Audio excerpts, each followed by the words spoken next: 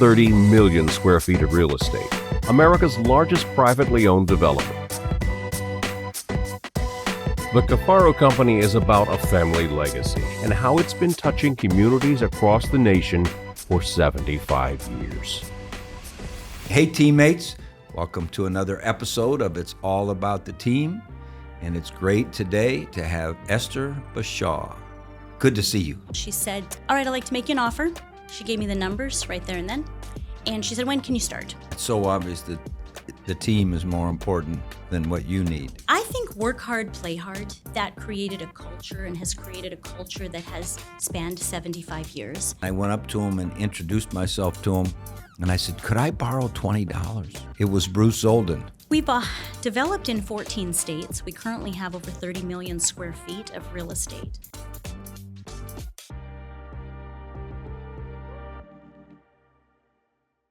It's good to be here. So Esther, what is it that is your responsibility here at the Cafaro Company? And tell us a little bit about this great company.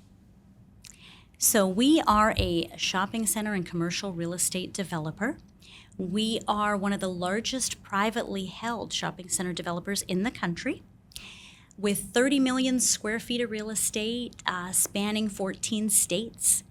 And we have a corporate office here in Niles, Ohio at the Eastwood Mall, and that's where our corporate marketing department is based out of. We have a team of 13, plus usually a few interns at any time. And then we have field marketing directors at each of our sites. So we are incredibly active in working to add value to the shopping centers, supporting our tenants, making sure that our tenants, our shopping centers remain relevant and connected to their community. And it's a big project, lots of events, lots of programs, all kinds of things. So we're gone international. We have. You're from Canada. I'm from Canada. And so, we're trying to grow. I think this is episode number 48 or something thereabouts. And so we're broadening the world. Someday we'll cover the entire world. And so first question, think back to growing up in Canada, back home at your homestead. If you had to think about the first lesson of being a good part of a team that you learned at home, what would that be? I would have to say consistency. My parents were just incredibly consistent with everything that they did. They were disciplined, and a lot was expected of us in our home. My mother was a nurse, but most of my childhood, most of her life, she just worked supporting my father in his mission. He was an ordained minister, and they ran a mission. And every day was just like clockwork. It was consistent. And when I look back, I feel like each of them had a role, a very clear role in our family, and everybody delivered to that role. So, there were certain things expected of us. My mother always sat an extra empty plate at the table at dinner. And you just didn't know who Dad was going to bring home. It might have been a hitchhiker that he found. It might have been somebody in need. It might be somebody he met at the grocery store. Might have been somebody from church. And my job was to sit beside the empty plate and entertain whoever was at the empty plate. Wow. And sometime they were drunk, and sometime they didn't speak English, and they were individuals from all walks of life. But, my father would just say, your job is to just get friendly and get to know them and make them feel welcome. And it was just part of that, culture in our house. So we all knew our little roles. And so there had to be a lot of lessons learned watching your dad build a mission. I mean, yeah. Some of those? Yeah, for sure. And I think, we go to church on Sundays and then we go for dinner after, and we enjoy the experience. And I think sometimes we don't realize the sacrifice that, individuals in the clergy and those who really do good work make. And my father was pretty much, I would say he worked 24/7. You just never knew it. At night, he might get a call, somebody was in need, something was going on. And I just felt like watching my father, he always did it with a happy heart. So there was a lot. He didn't complain. He never complained. He was just, and my mom was just there to support him in whatever it was that was needed. So, when I was about 12, my parents purchased an old liquor store. And they put a small parish in the liquor store and a mission. And my father would go down in the, in the mornings and make pancakes and breakfast. And there was a big loading dock because it was a liquor store. Mm-hmm. So, they would sleep. Kids, teens, homeless would sleep in the loading dock. And Dad would go open up the loading dock doors, let them all in, feed them. And, and Mom was there. She had like a hamper where she would collect clothing, good, gently used clothing, and make sure everybody had clothing. And so as kids, we just, it was just our life. We didn't think much of it. But it might be on the weekends we were packing hampers or helping with the pancakes or doing different things, at the mission. And then on Sunday was church, and I played piano. So sometimes I had to play, and I'd be a little nervous, but I had like 4 or 5 good hymns that I could play, and so those were the ones that were sang that day, But, just when you come from a family that just has a heart of service, you just play whatever part you can to contribute. And it's so obvious that the team is more important than what you need, because Right, for sure. the mission was truly the mission. It was truly the So mission. what size city in Canada? That's a great question, because I've been gone from Canada for quite a while, but my parents' church was in Aldergrove, British Columbia, and I would say that area, Aldergrove, Abbotsford, we called it the Fraser Valley, so it's kind of funny that I moved from the Fraser Valley to the Mahoning Valley, but I would say it's probably a population similar to Youngstown Okay. in that area, and it would be a suburb of Vancouver, the greater Vancouver area. No, I've heard Vancouver's beautiful. It's so beautiful. Is it a little chilly up there? So I think it's chilly now that I live here. I think it's chilly, but it's a warm spot in Canada. Is that right? Mm-hmm. Okay. Yeah. All right. So what brought you here? Well, I got a little recruit by a Miss Phyllis Kafaro. Well, how did she know where to find you? So I took a session. Our industry is the International Council of Shopping Centers. And they were offering courses. There was the Marketing Institute. There was a 1 and a 2, and you could take them at Michigan State University. They were summer programs, and they were only like a week long. And you would go in there and you would get this intensive in shopping center business. So you'd learn about the leasing, the marketing, the operations. I came down in, I think it was June of 2000, and I took one of these courses. That's a long way from British Columbia to It's a long East way. Lansing. It is. Yeah. But it was one of those things, like as a Canadian, if I could take one of those courses, in the U.S., it would be very beneficial for my career. So I was excited. I came down, I took the course, I met some great people. I met a fellow by the name of Kevin McGee from Kafaro, and some other individuals, and I went back to Canada. And when I was back working at my shopping mall in Canada, I was a marketing director at a mall, I got a letter. And I remember it was in September, got a letter in the mail, and it said, would you be interested in a regional marketing position at Kafaro? Well, at the time I thought, I don't know, can I even work in the States? Like, how does this work, So I had a couple of friends I thought might be interested. A friend of mine was a nurse, and I know she was trying to get to the States, and, I shared this opportunity with her and her husband and a few other people that were kind of suitable. And I called this fellow Kevin McGee, and I said, I don't know if I want to leave this area and my family, but I know a couple of people that are trying to get to the States, and they have spouses that are, maybe in healthcare, so I'll pass it along. And he said, oh, no. When you pass it along, please give me your resume as well. So I said, okay. So I sent him my resume, and the next day Phyllis Cafaro called me, and she said, can you be here tomorrow? Wow. Well, this is Vancouver, Canada, Right. and I couldn't remember. My American geography was not great then. I couldn't remember if, like, Ohio was where they grew potatoes, or was that Idaho? I didn't realize how far it was. So I said, well, I don't know if I can be there tomorrow, but I could come Saturday. I'll try to come Saturday. So I came in, I flew in on a Saturday. It was in October of 2000. And it didn't clue in to me until I got home on the Sunday that the office was full of people on a Saturday. But at that time, That's the Kafaro way. it's the Kafaro way. Kafaro worked Saturdays, just a half day at that time. Right. But they worked a lot of Saturdays. So I had this incredible meeting with Phyllis Kafaro. And I remember She was all dressed up. I mean, you know Phyllis. She looks incredible all the time. So I just looked at her and I thought, I just want to look like her, dress like her, I need to be with her. She looked amazing. Well, she was attending a wedding that day, but she wasn't going to miss this interview with me. So she was, she would come and meet me, and then she'd say, I got to go.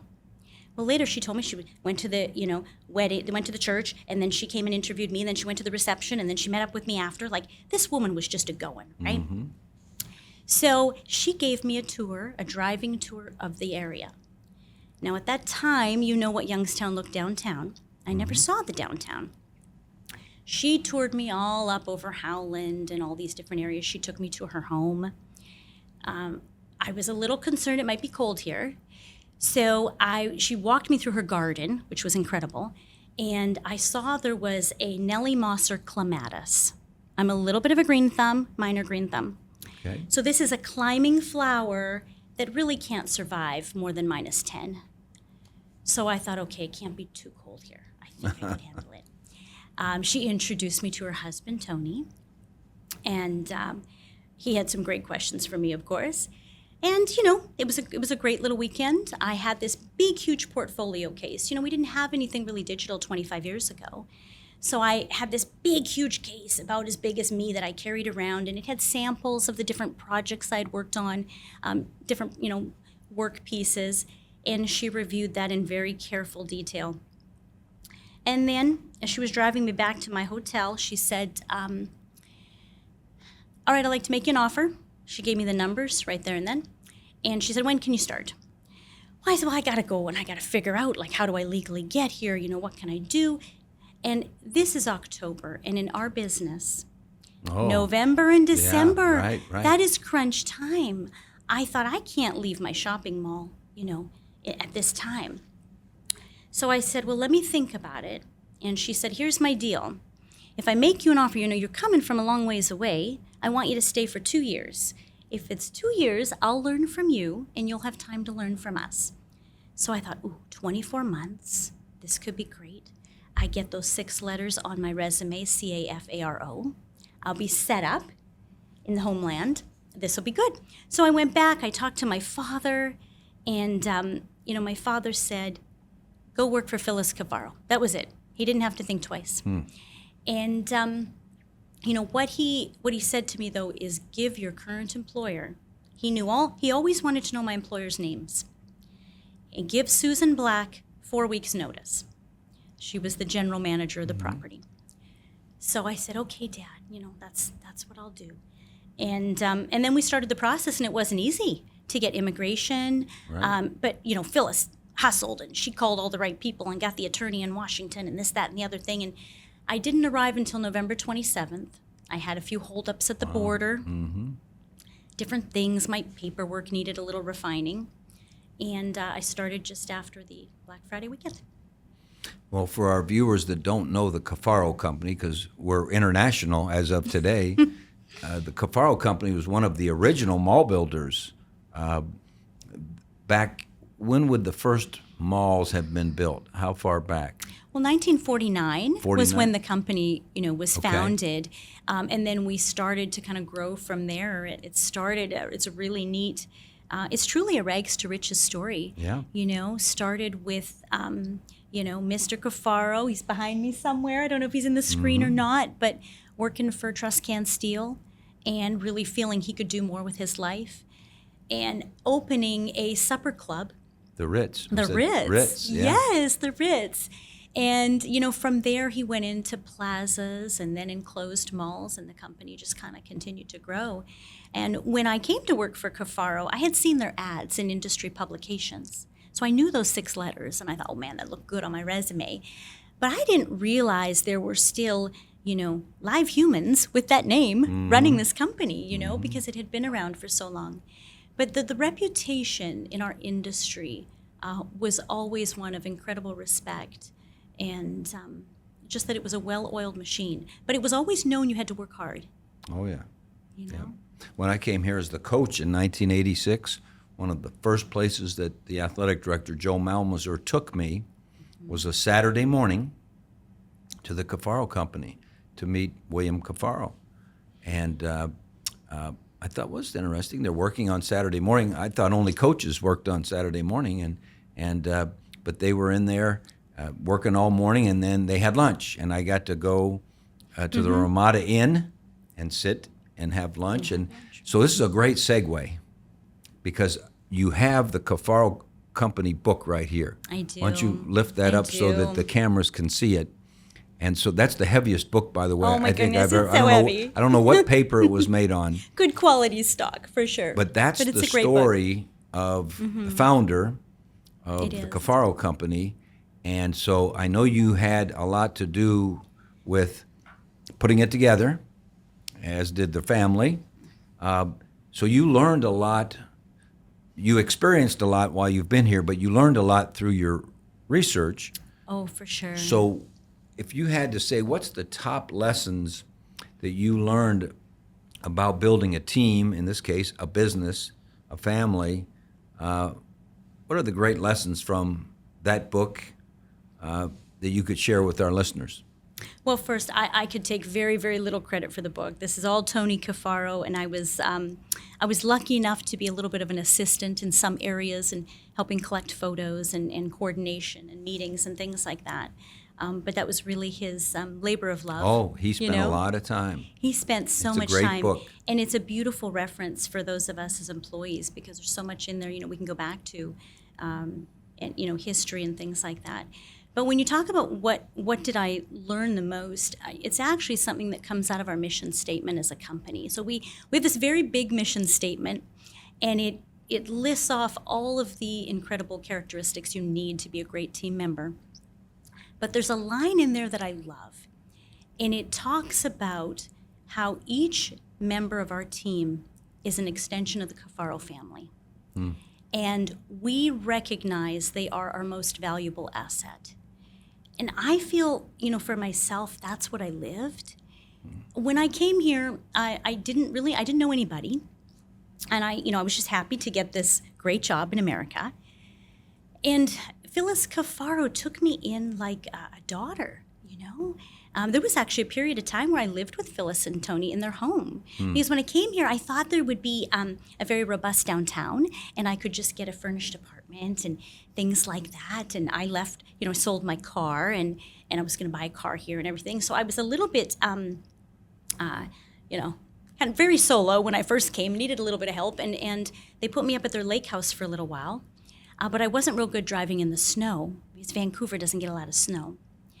And Tony had given me one of his old Cadillacs to drive, but the seat was so far back, stuck, and this thing was so big I sat on 2 phone books. I'm only 4'11" and 3/4, And so then Anthony Jr. gave me his Trofeo, which was a cool little car. And I drove that for a little bit, but that was a rear-wheel drive, I believe, and I just wasn't very good getting out of the lake area. Didn't plow it that well back then. And so they invited me to come live with them. So, come December, I came in November, and by Christmas time, I was living with Phyllis and Tony Kafaro, and I lived with them for a few months. And it was just an incredible experience. And I just think these people bring this girl from Canada and just treat me like family. And it was very natural and very, of course, they had a nice guest room and all of those kind of things. But eventually I got my own little apartment. There's a beautiful estate that, the late Mr. William Kafaro built. And his home was on there, but he also had other homes that individuals from the company or different people could live in. So an apartment came available, and I moved out there. And I remember specifically one night, my ears were really bothering me. I had maybe an ear infection or something. And I was supposed to fly to Dubuque, Iowa, to our mall there, Kennedy, the next day.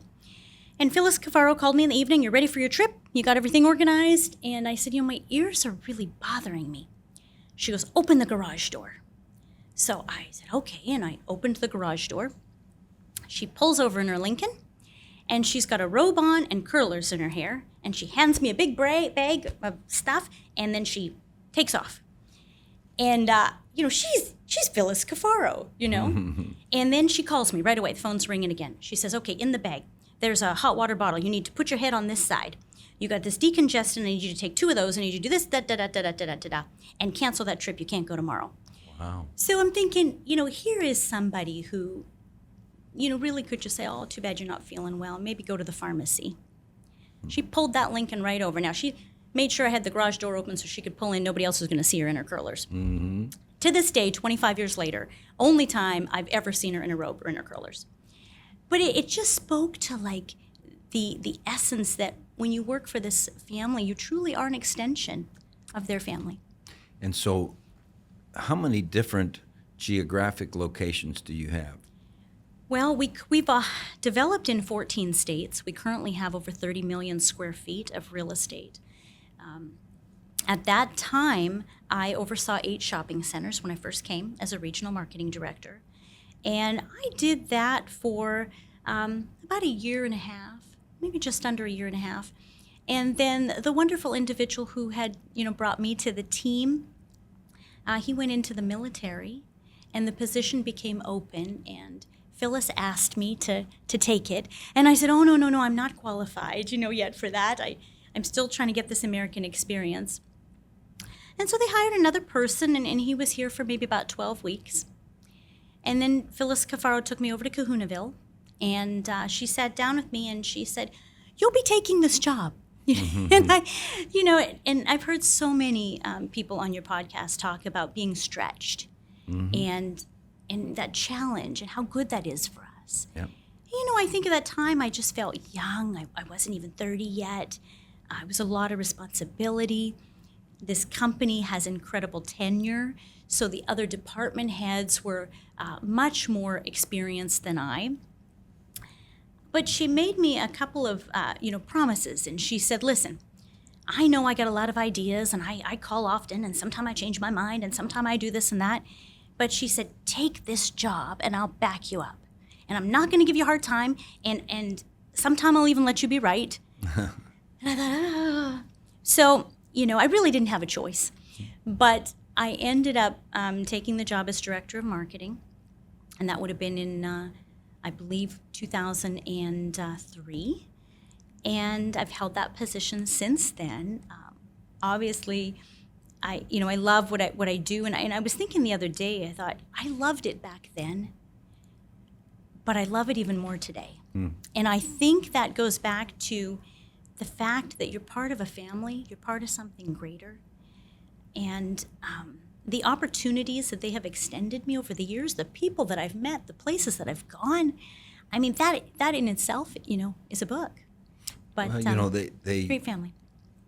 Made you feel appreciated, cared for, valued. How many times do we hear that from our guests, that one of the first things to building a team is make sure that there's a genuine care and concern for every member of that team. Yep. And so you're all over the country. Is there something unique about building teams who are all in the same area because you overlap with a lot of so what's the secret to virtually growing teams? Anthony Jr., so many times he's told me and told us as department heads, communication. And, it's something I try to continually remind myself. Mondays at 2:30, we do a Zoom call with everybody from every state. And, there's been times where I felt busy and other things have come up, and maybe I've canceled the meeting, and I'll get a marketing director who will call and say, hey, are you going to reschedule that? Are we still going to have that meeting? And I realized it wasn't even so much about exactly what was spoken during those meetings, but about getting that chance to see each other and just feel face to face. And I think that's one thing that the Cafaro Company has done so well is communication. Us department heads, they get us together. They talk to us about vision. Without vision, the people perish. And I feel like one thing that Tony, Phyllis, their sons Will and Anthony have always kept me in the loop on their vision. And even to the point in our last department head meeting, they were talking about the 100-year plan. And, Anthony Jr., he joked, he said, I won't be here to fully execute this plan, but, it's up to my brother and I to start to develop this plan. So communication is really key, and I think ultimately the success comes from building relationships, getting to know those people. Your team members in Dubuque, Iowa are different in culture from those that are south of Seattle. And understanding what is important to them and how you can add value to their life. It's not just about them adding value to your business. Yep. And I saw that with Phyllis. I mean, she took me and she found all these fun little ways to add value to my life. Whether it was fashion, whether it was, we were traveling to New York one time. We were meeting with a tenant that we were trying to get into our shopping centers. And it was a long day, and it was different meetings. There was a lot of walking. And end of the night, we get into our hotel, and she says, "We're going for a horse ride around Central Park." Well, I'm kind of tired, but whatever you want to do, boss, we'll do. But the reason she did that is I had never been to New York City. And she wanted me. I worked all day. We were in office buildings and all the rest of it and met some great people. She wanted me to have that experience as if I was a family member. We're going, and I've never told her to this day, but I'm terribly allergic to horses. And so, we go there, and they give you a little blanket, a thick wool blanket to put over you. And I'm there, and I'm like, enjoying the horse ride. But can I tell you, it was one of the greatest experiences of my life. We went to Tavern on the Green. She bought me dinner. It was just that type of thing. And that's just that part of, she got to know me and the things that were important to me. She always made sure that, she made a deal with me when I first started, and she said, you're very far from your family. And that concerned her because, the Kafaro family stays close. So she said, you need to visit the Puyallup, Washington Mall 4 times a year. And when you do, we'll get you a rental car that can go into Canada, back and forth across the border, no problem. And you go up and you visit your family. And it wasn't like, if you want to do this, it was like, you visit your family. Right? Another thing that Phyllis and Tony both did for me that I thought was very special. I came here, and Phyllis said, well, your father is an ordained minister, so you've gone to church a lot, right? And I said, oh, yes, I've gone to church a lot. And they said, well, Sunday we'll be picking you up for church. So the two of them, they would come, drive up, and they'd pick me up and take me to Mount Carmel. Now, I had never been to a Catholic church. And so I told Phyllis, I haven't been to a Catholic church. And she said, it's okay, just watch me and just do what I do. Except when I go up for communion, you stay back. Okay, I got it. So she would show me, the different etiquette. And that actually was a very, very special, that was very special for me. It really was one of those. She found out what was valuable to me. She, oh, you're going to miss church. We don't want that to happen. She went out of her way to make it happen. And that was part of bringing people into the family. So when you talk about teams around the country, we have a marketing director, and he loves cornhole. And the regional marketing director that he had loves cornhole. And so they get out and they do cornhole or talk about cornhole. And just getting to know people beyond the workplace. Hey teammates, I want to tell you about a project we're working on with Youngstown State University. One of the ways Ellen and I have decided to give back is through the Trestle Institute for Leadership and Teamwork. We've collected a set of successful business and nonprofit leaders to serve as guest servant leaders in partnership with the Sokolov Honors College to teach university students teamwork, leadership, and personal skills. We teach from a foundation built on gratitude, excellence, hope, love, and selflessness.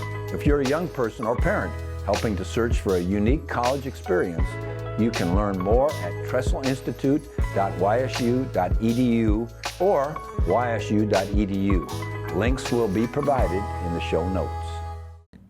We always felt that was key with our players because they were from Ohio, Pennsylvania, Florida, wherever, and getting them to get to know one another and finding out what was important to them and trying to have those experiences. In fact, I was just with 2 of our former guys just yesterday, and they brought up the day that we had the football track meet. So we had a track meet of our football players. And they were talking about how they remembered the races, and so got the baton, and he was behind this guy. We weren't a track team, we were a football team. But we always wanted to do things that just brought us together, as a family. And going back to that book, if Tony, Anthony Kafaro Sr., were here, which is the son of the founder, okay? Correct. If he were here, what would he say was the best lesson he learned from his father in terms of building a team, and really different? Mr. Kafaro Sr. built it, and then Tony ended up being it. The next step is different than the first step. For sure. And so Yes. what would you think, having spent how many years here now? 20? It'll be 25 in 25? November. Yes. Just observing for 25 years. What's your best guess? I think work hard, play hard. I think that created a culture and has created a culture that has spanned 75 years. So, I once heard how, Tony's father would tell him, when you go to work, you work hard and you get as much done as you can get done in that day. And then you enjoy yourself. When you're with your, the rest of your teammates, the rest of your employees, you enjoy yourself. And we have this very fun culture here. We work really hard. We work hard, but we also play hard. And our culture is such that there are certain things we've been consistent with over the years. We do a great Christmas party. It's been a great Christmas party my 25 years here, and I'm sure it was the 50 before that. And our Christmas party has beautiful tradition. So we have this wonderful dinner. There's some talking, but not too much talking from the family. There's dancing and great music, great Italian food, many, many courses, always served family style. And then at the end of the night, we sing Christmas carols. Some people dread it. Some people try to sneak out. But it's our tradition. We sing Christmas carols, and it's usually one of the family that leads us in those. The first weekend in June, we have a company picnic. And these wonderful traditions have sort of gently evolved over the years. So when I started here, it was an employee-only lamb roast in honor of a former teammate. And over time, it became this real family-friendly picnic that they've developed, but it still happens in June. It's still that weekend. And if you work for Kafaro, you know that the last day we work before Christmas Eve, we do the Christmas toast. So, it's a time when all the employees come down, they quit work a little bit early. We will go down to another part of the building, and there's food, refreshments, a great toast from the family thanking us for the work we did. But, those three things, my entire time here, with the exception of maybe missing a little something during the COVID time, we have always had those traditions in that culture. So, and that's that time also to relax and enjoy the family, because they're very intense in a beautiful way, when we're here in the office. Are you able to replicate it throughout the country? Do each of your locations have traditions, or is this just the home office? So that's a great question, and that's an area where we're working hard to develop. We do a Christmas party now, a more formal, give them a budget to develop their Christmas parties at each shopping center. But most of those traditions are here at the headquarters, and of course, including Eastwood Mall. So were you ever here when they had the traditional bocce party? Yes. Or were those done? Nope. You saw some of those? Yes. That was my first introduction to the culture here in Youngstown, Ohio. So I was hired to be the coach in 1986. Okay. Got here, did some recruiting, had spring practice. Then the summer came along, and I got this invitation to go to this bocce tournament. Well, I didn't really even know what bocce was and so forth, but it was Mr. William Kafaro inviting, and so I thought, well, I should go. I know Mr. Malmazer, my athletic director, holds Mr. Kafaro on this pedestal of one of the blessings of our community, and so I went to to Anthony's house and saw all these cars. I mean, hundreds of cars. I'm thinking, wow, this is a bigger deal. I didn't know if it would be 10 people or whatever. So I got there. I didn't know anyone. I had met Mr. Kafaro Jr. and Mr. Kafaro Sr. once. So I got there, and everyone was signing in to be on your bocce team, and they were giving these T-shirts out. And that year, it happened to be the name of a wine was your team name. So I got up there, and they said, "That'll be $20." I didn't have $20. I said, "Oh, wait a minute." So I went back to my car, and I started digging through the seats and looking in the glove compartment, hoping to come up with $20. I came up with a couple of dollars. I'm walking back, and there's a guy in his trunk getting something out of his trunk. And I went up to him and introduced myself to him, and I said, "Could I borrow $20? It was Bruce Zolden. Oh, my goodness. And so we always tease about that and so forth. But we got to that bocce party, and it was kind of like the work hard, play hard, but this was a community play hard. And it just was such a welcoming thing to the community. Like, hey, it's an important thing to be a part of this community's team. And that's just the nature of the Kafaros. That is the nature of this family. The teamwork and those types of events are always happening. Yeah. Best lesson from Phyllis Kafaro. Oh, man, so many lessons. Now, for the viewers, Phyllis is the wife of Anthony Kafaro, who is the second generation CEO of Cafaro Company, and Phyllis is a rock star. She's a rock star.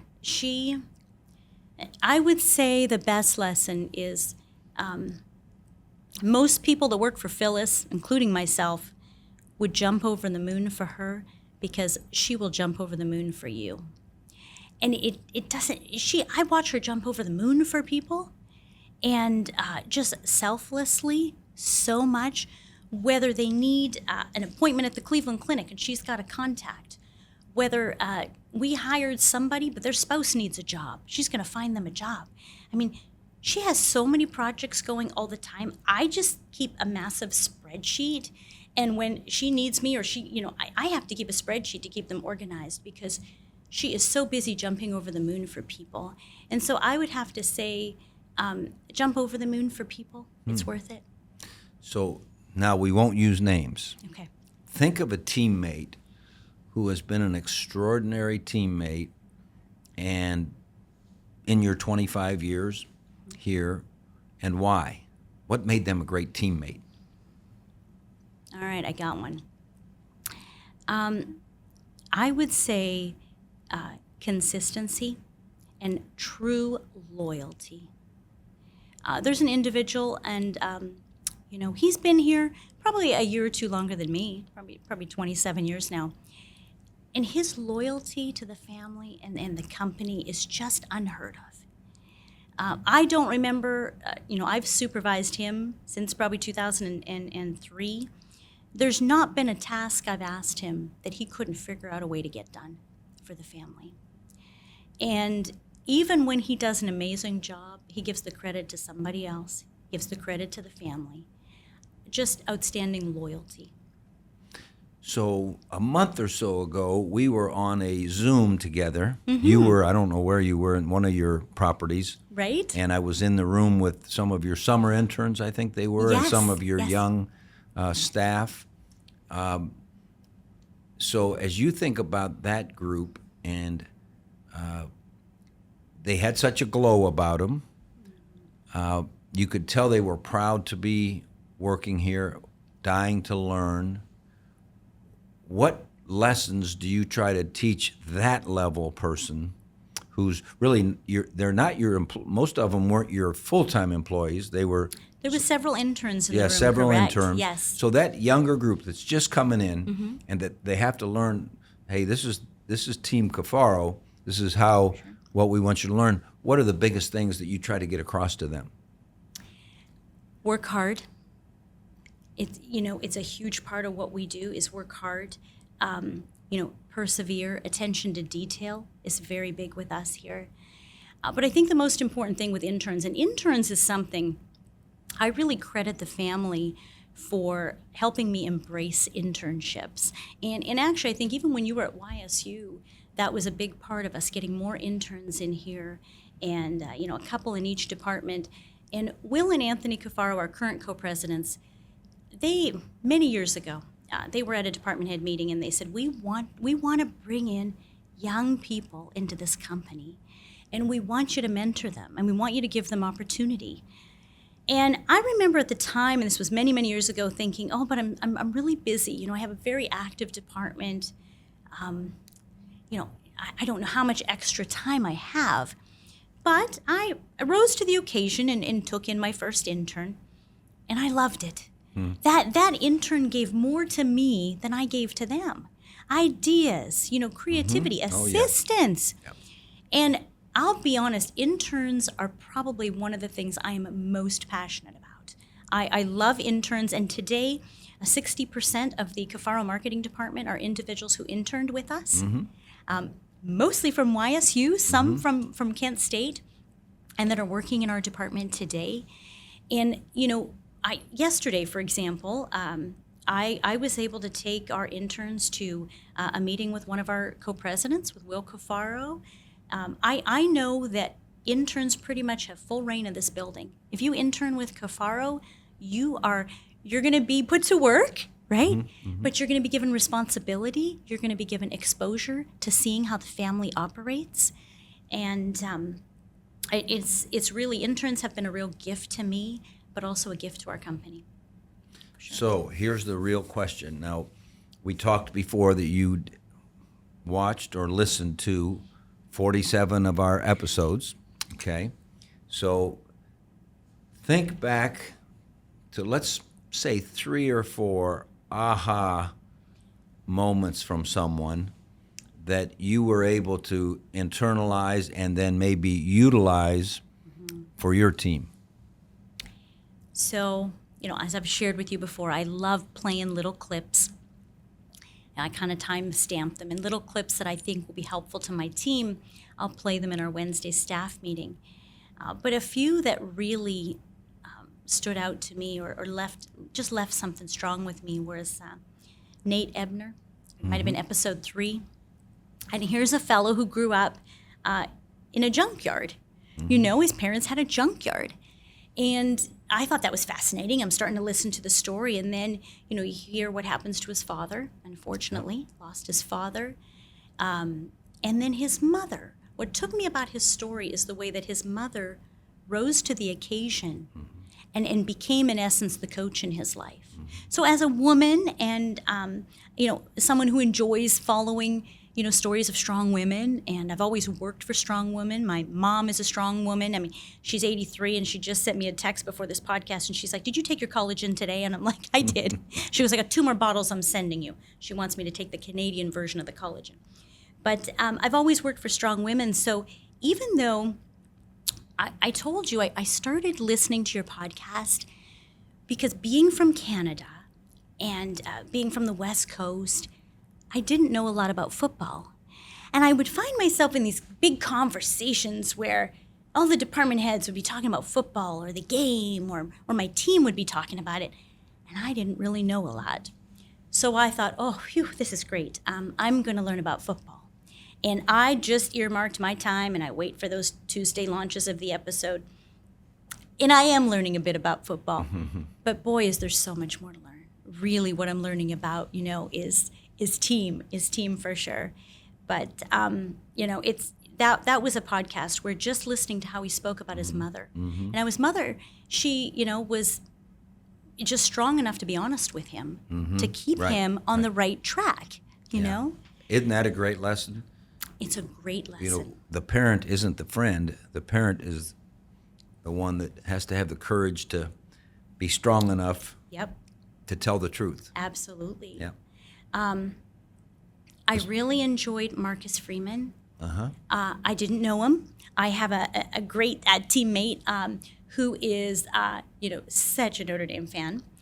And I went to his office after and I said, I think I'm a Notre Dame fan now. Like I really, that was one I just really, really enjoyed. A very special one for me was Anita, because she's my neighbor. Okay. Now, I have seen her running around Firestone Farms in Columbiana. She's a diligent runner. Oh, she's always she's running. committed. She's committed. She's committed. She is so committed. She's the runner. I'm the walker. Okay. So I always see her running, and I I knew she worked at the hospital. I knew her role there, but I didn't really know her. But I've watched that hospital over the years evolve, and I've watched from when we moved into the area in 2010 to now, just how it's improved, and they've built a new hospital in our area, and I've just seen the attitude of the community just really change in this positive way about this community hospital. So to hear from her, because I never hear her speak, I just see her run. She runs by and I wave. Yeah. And so to actually hear her speak was really powerful, and how she was able to do that in her background.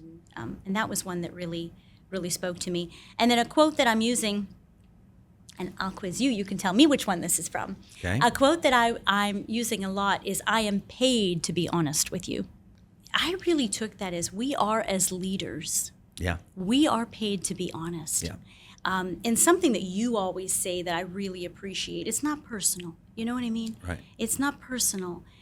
It's really about the performance. Don't critique the person, critique the performance. Right. And that is something for me. I deal with in marketing a lot of people who wear the heart on the sleeve. They're creative. They put their heart into what they do. They're staying up all night designing graphics or something like that for our company. And if I give them a critique, or if there's something, I had to give a critique to a G4 yesterday. So I call what's G4, a G4? Okay. a Generation 4. Okay. So the fourth generation is coming into the company, and it's so exciting. Okay. And Fourth they're generation of the interning- Cafaro family. Yes. Oh, okay. Yes. Okay. So Will Kafaro has 3 sons, and I have one who's interning with me this year. And he is just an incredible individual, and he embodies everything that I've learned from this family. There's one little thing I know his papa, Tony, would want him to do. He wasn't carrying a notepad to the meetings. Now, his memory was really sharp. Maybe he doesn't need one. So I had to call him over, and I had to say, "Listen, I'm loving having you, by the way. He's a perfect fit for us. He really is. I need you to carry a notepad. And I need you to take a few notes, and after the meetings, because I'm going to take you to all kinds of meetings, I'm going to be checking on him just to see what he took out of the meeting versus what I took out of the meeting." Right. But that whole, I'm paid to be honest with you. Yeah. When we as leaders don't have the courage to be honest with somebody, we're really hurting them. Yeah. In the long run. And I think, you've talked so much about the selflessness and the service and the humility that it takes to really lead. And I think what your, podcast really too has done for me is there's a lot of things I need to improve on as a leader. There's a lot of things I could do better. I'm lucky enough to work for a company that when I can do better, they let me know. So, Yeah. Esther, you got to delegate a little bit more. Right. Or, different things. Esther, hey, we like your work, but you got to work a little faster. You got to produce those things a little faster. The family's very honest with me, and I have to, share that honesty as well. So, Coach Dilfer said, and I do recall that I'm paid to be honest with you. And as I thought about that when we were in conversation, I thought of it more as I owe that to you, right. to be honest with you, because it's a little harder. The easy thing is, oh, Esther, you're wonderful. But that's the easy thing. That's the easy thing. But the hard thing is, hey, Esther, we could do this a little bit better. And you've told me how good you want to be. Yeah. And you know how good we collectively want to be. And that's something, we were just in a workforce education meeting in the Valley here earlier today.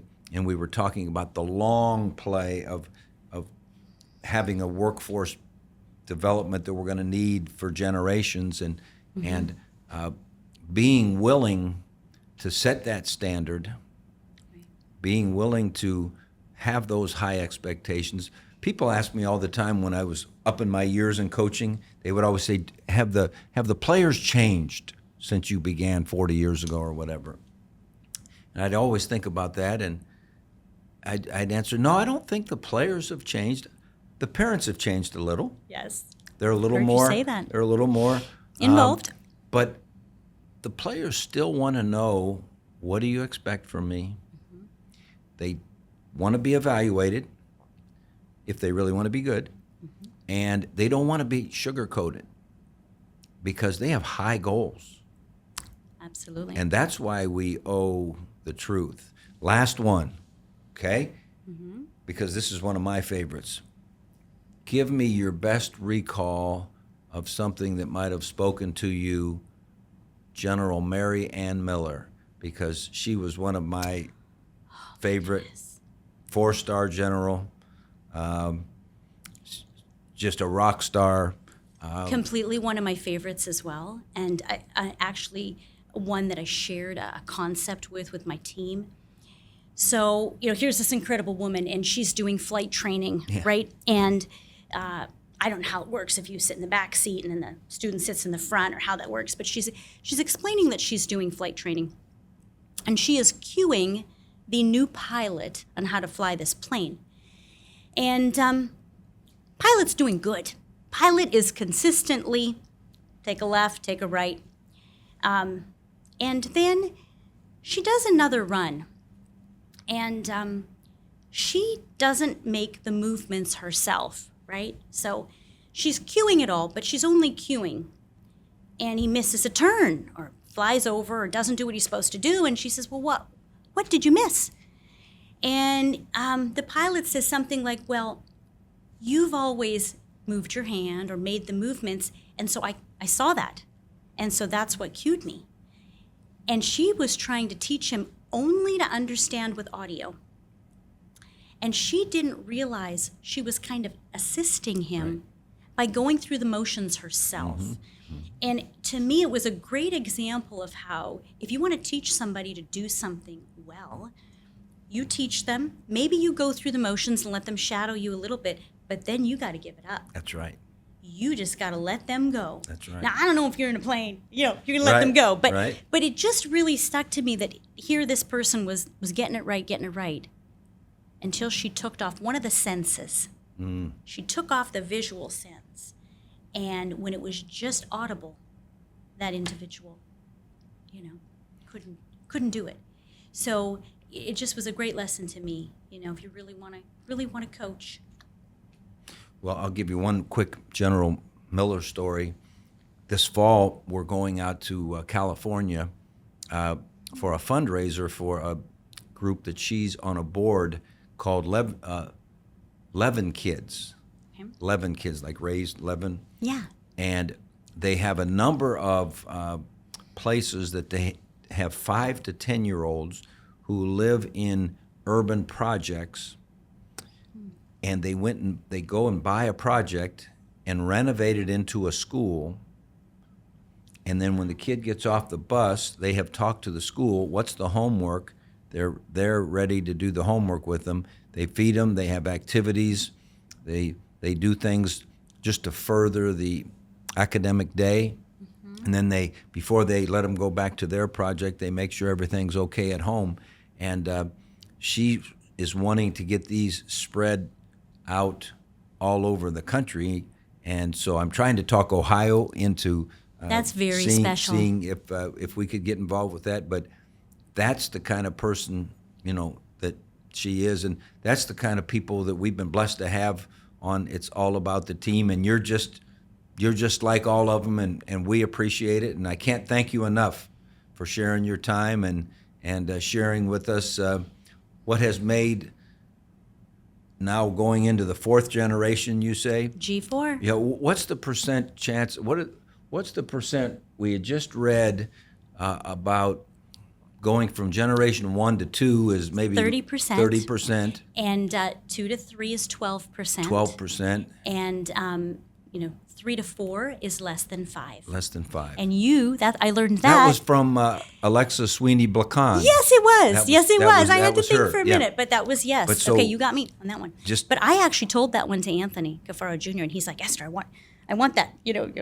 Make sure you get that to me. But it just shows you what it takes, and it's difficult sometimes to go through that change. Even just recently here in January, we updated our dress code.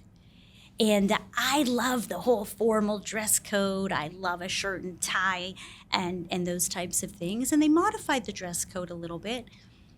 I'll be honest, for me, that was kind of hard because my whole career so far, the formality of our company is what was also very special to me.